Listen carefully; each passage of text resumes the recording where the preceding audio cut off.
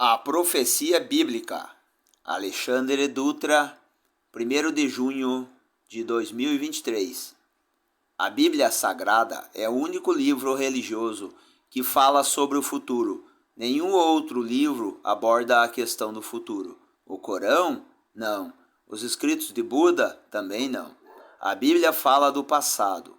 Lembrai-vos das coisas passadas desde a antiguidade, que eu sou o Deus e não há outro Deus, não há outro semelhante a mim, que anuncio o fim desde o princípio e desde a antiguidade as coisas que ainda não sucederam. Que digo, o meu conselho será firme e farei toda a minha vontade.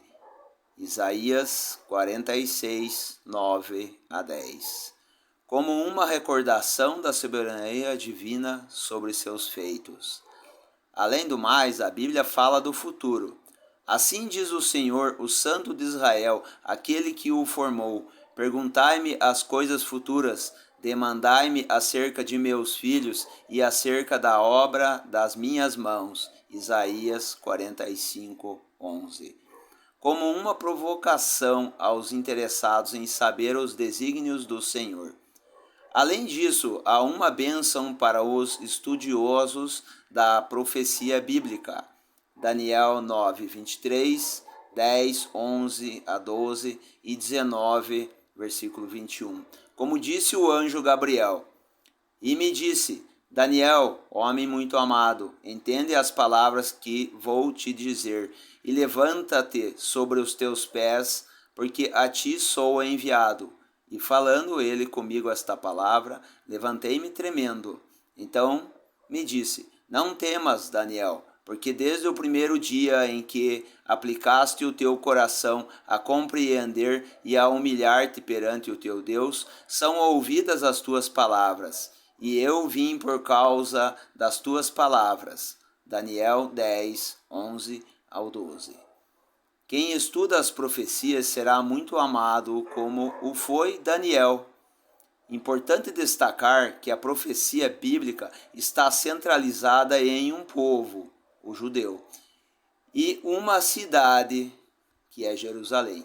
70 semanas estão determinadas sobre o teu povo e sobre a tua santa cidade para cessar a transgressão e para dar fim aos pecados e para expiar a iniquidade, e trazer a justiça eterna, e selar a visão e a profecia, e para ungir o Santíssimo. Daniel 9, versículo 24.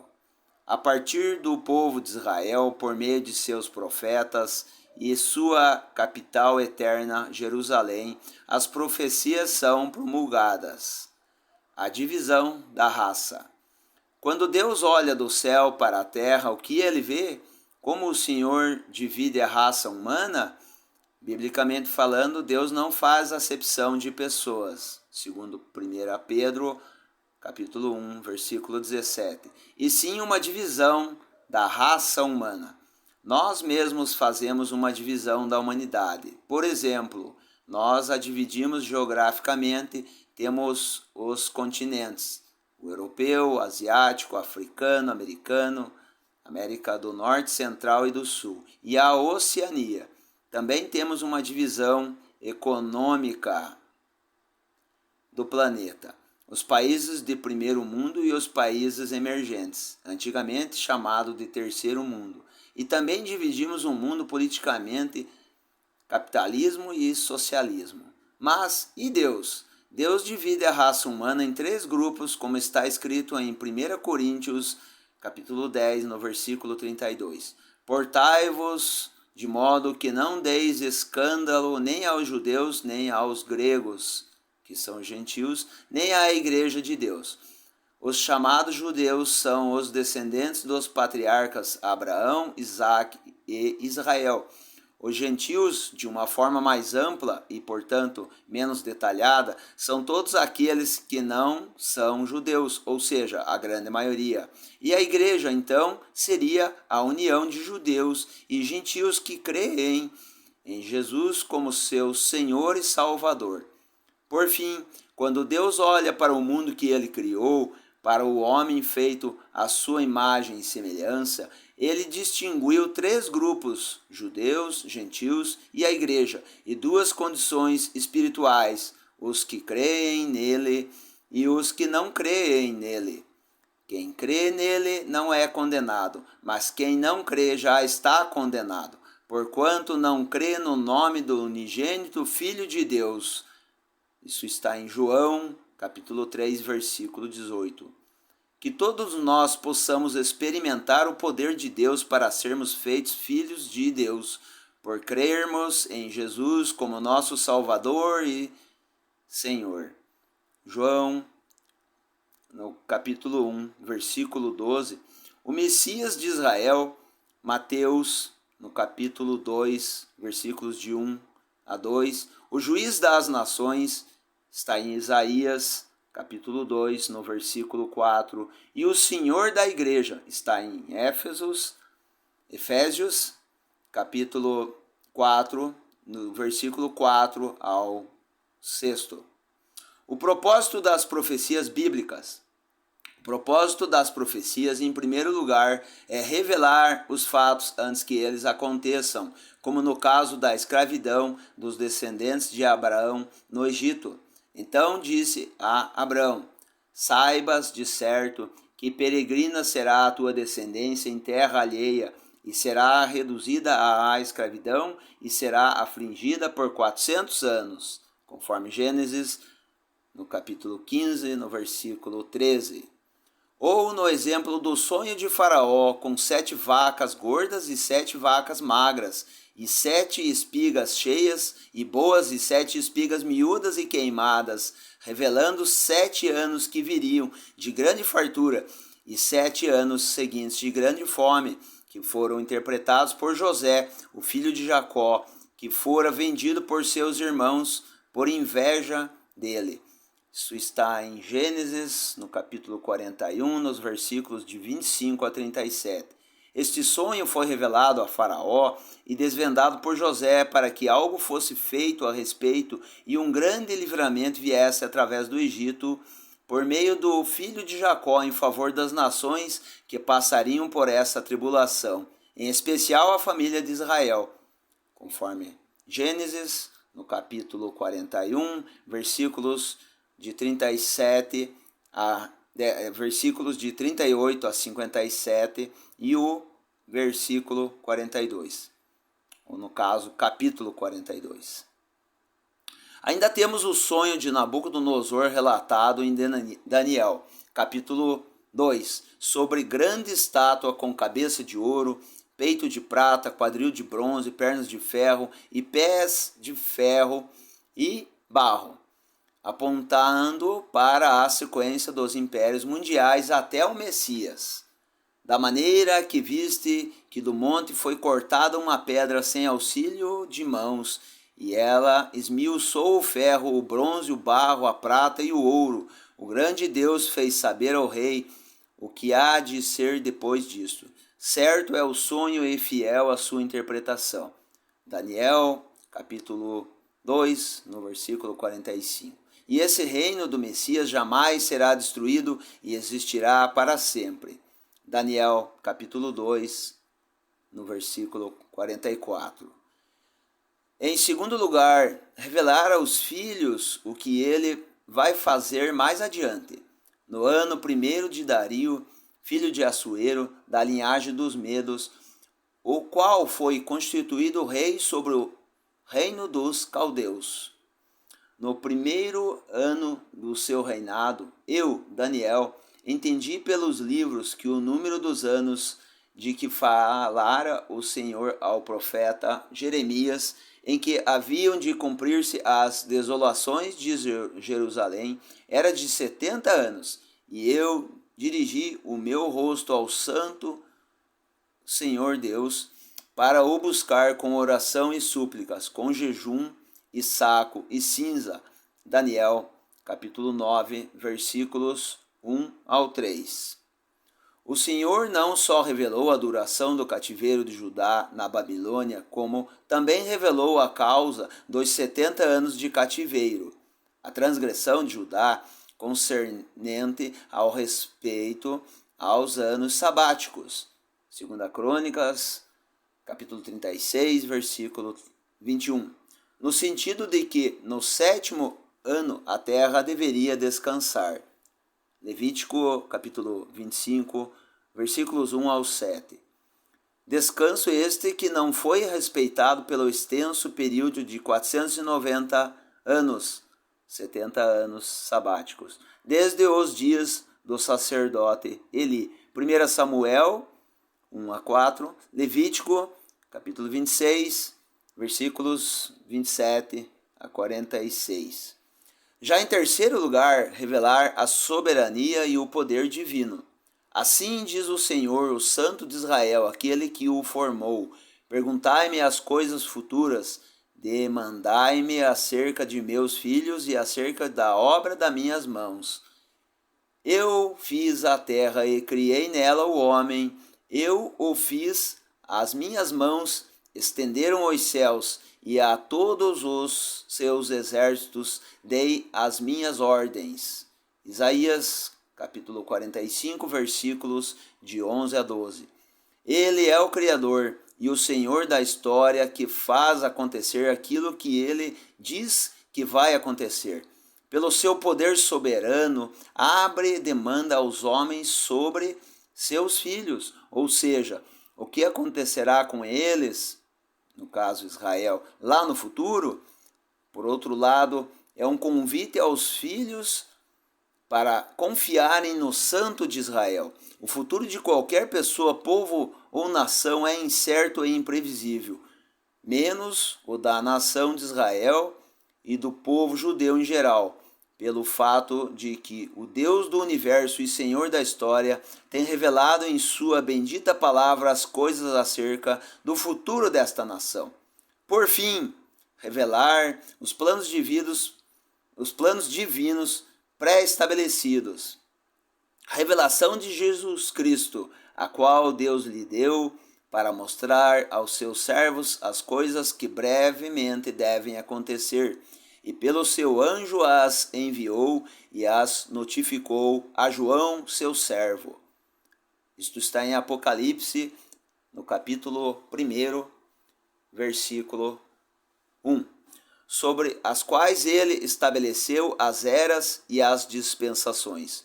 O que podemos saber sobre a Igreja, Israel e as nações nos planos divinos encontramos nesse livro, que é o Apocalipse, e nos demais livros e passagens proféticas das Sagradas Escrituras.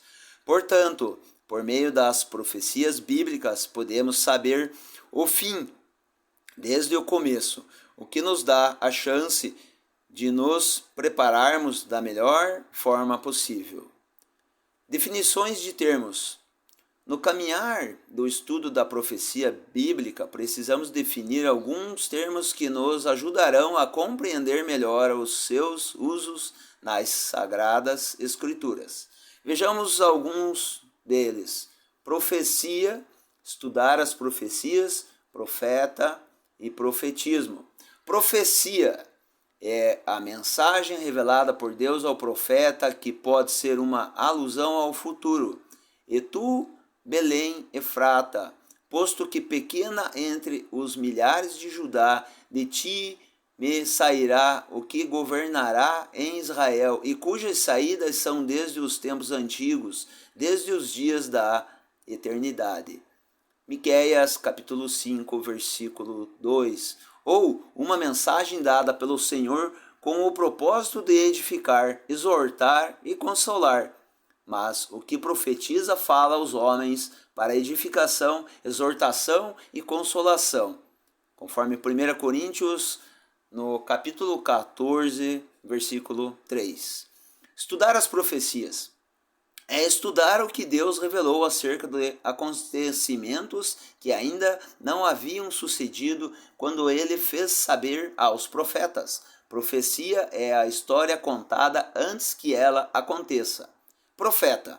A palavra hebraica Navi e Roé são traduzidas como profeta e vidente, respectivamente, conforme 1 Samuel, no capítulo 9, versículo 9, e também de 18 a 19.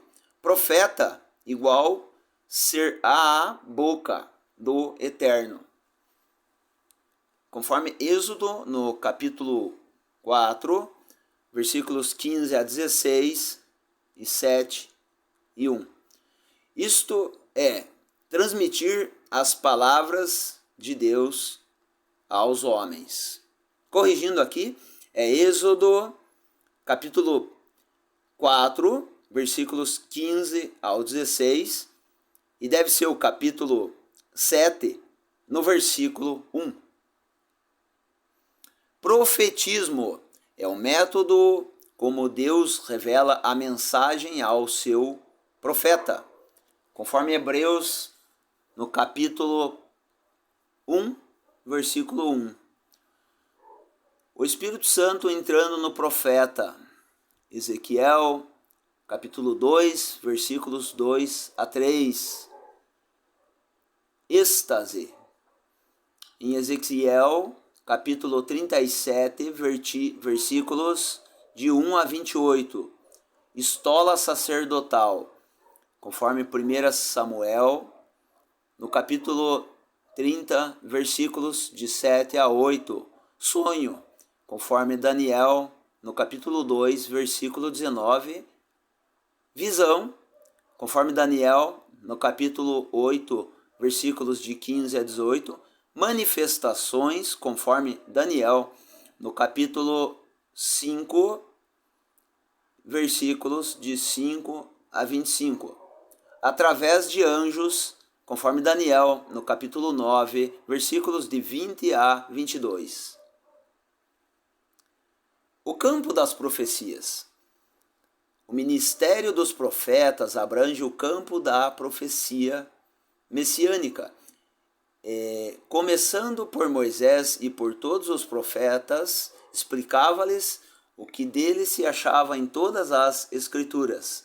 E disse-lhes: são estas as palavras que vos disse, estando ainda convosco, que convinha que se cumprisse tudo o que de mim estava escrito na lei de Moisés, e nos profetas e nos salmos.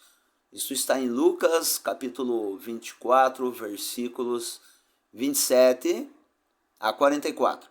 A figura do Messias no Antigo Testamento tem preeminência sobre os demais personagens bíblicos por seu ministério redentivo e de governo. O ministério dos profetas abrange o campo das profecias hebraica. Deus não rejeitou o seu povo, que antes conheceu, e assim todo o Israel será salvo, conforme como está escrito: de Sião virá o libertador, e desviará de Jacó as impiedades. Isto está em Romanos, capítulo 11, 2 a 26. A história de Israel ilustra a história da redenção e do futuro da humanidade.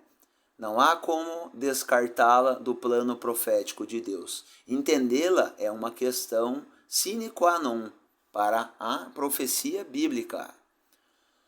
O ministério dos profetas abrange o campo das profecias gentílica. E cairão ao fio da espada, e para todas as nações serão levados cativos, e Jerusalém será pisada pelos gentios, até que os tempos dos gentios se completem. Isto está em Lucas, no capítulo 21, versículo 24. As nações sempre foram o alvo divino. Na criação, Deus disse para nossos pais, Adão e Eva: frutificai-vos e multiplicai-vos e enchei a terra. Conforme Gênesis, no capítulo 1, versículo 28. Para Noé e seus filhos após o dilúvio: povoem abundantemente a terra e frutifiquem e se multipliquem sobre a terra. Isso está em Gênesis, no capítulo 8, versículo 17b. Ainda com o patriarca Noé, estabelece a dispensação do governo humano sobre as futuras nações que descenderiam de seus filhos Sem, Cão e Jafé. Conforme Gênesis, nos capítulos 9 e 10. O ministério dos profetas abrange o campo das profecias eclesiásticas e demonstrar a todos qual seja a comunhão do ministério que desde os séculos esteve oculto em Deus, que tudo criou por meio de Jesus Cristo, para que agora pela Igreja a multiforme sabedoria de Deus seja conhecida dos principados e potestades nos céus. Isso está em Efésios, no capítulo 3, versículos de 9 a 10. A igreja, ministério do Messias, foi revelado e desde então ocupa um lugar de destaque inigualável na profecia bíblica, unindo judeus e gentios na fé do Cordeiro de Deus. O ministério dos profetas tem como propósito Jesus, o rei de Israel. E tendo nascido Jesus em Belém de Judeia, no tempo do rei Herodes, eis que uns magos vieram do Oriente a Jerusalém, dizendo: Onde está aquele que é nascido rei dos judeus? Porque vimos a sua estrela no Oriente e viemos a adorá-lo. Isso está em Mateus, no capítulo 2, versículos de 1 a 2, promessa aguardada e desejada pelos filhos de Israel. Jesus, o juiz das nações. E ele julgará entre as nações e repreenderá a muitos povos, e estes converterão as suas espadas em enxadões e as suas lanças em foices. Uma nação não levantará espada contra outra nação, nem aprenderão mais a guerrear. Isaías, capítulo 2, versículo 4. O juiz que estabelecerá a verdadeira paz, justiça e equidade entre os homens no seu reino milenar. Jesus, o Senhor da Igreja. Há um só corpo e um só Espírito, como também fostes chamados em uma só esperança da vossa vocação. Um só Senhor, uma só fé, um só batismo, um só Deus e Pai de todos, o qual é sobre todos e por todos e em todos vós. Isso está em Efésios capítulo 4, versículos de 4 a 6. A noiva aguarda seu noivo e Senhor. Maranata, ora vem, Senhor Jesus. Pastor Alexandre Dutra, diretor dos Amigos de Sião, bacharel e mestre em teologia e mestre em letras, estudos judaicos da USP.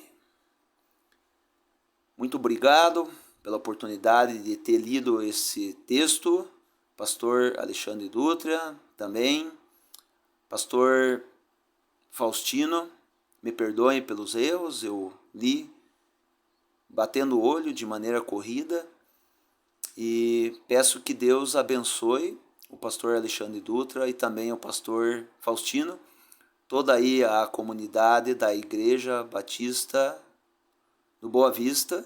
Também peço que abençoe para o lado de cá a minha família, o Cael, a Kátia, o meu pai Elias, a minha mãe Tereza, a minha irmã Romilda, o meu irmão Ronaldo, o meu irmão Hamilton, o meu irmão Rogério, a minha irmã Rosângela, o meu irmão Arilton e o meu irmão Leandro.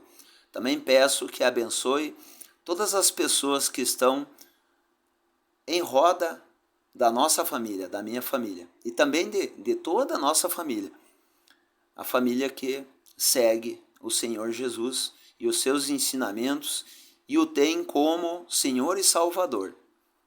Obrigado, Senhor Jesus, por essa oportunidade, neste dia. Te peço a tua bênção sobre mim, sobre todas essas pessoas que falei e todas as pessoas que ouvirem este áudio. Muito obrigado. Em nome do Senhor Jesus. Amém.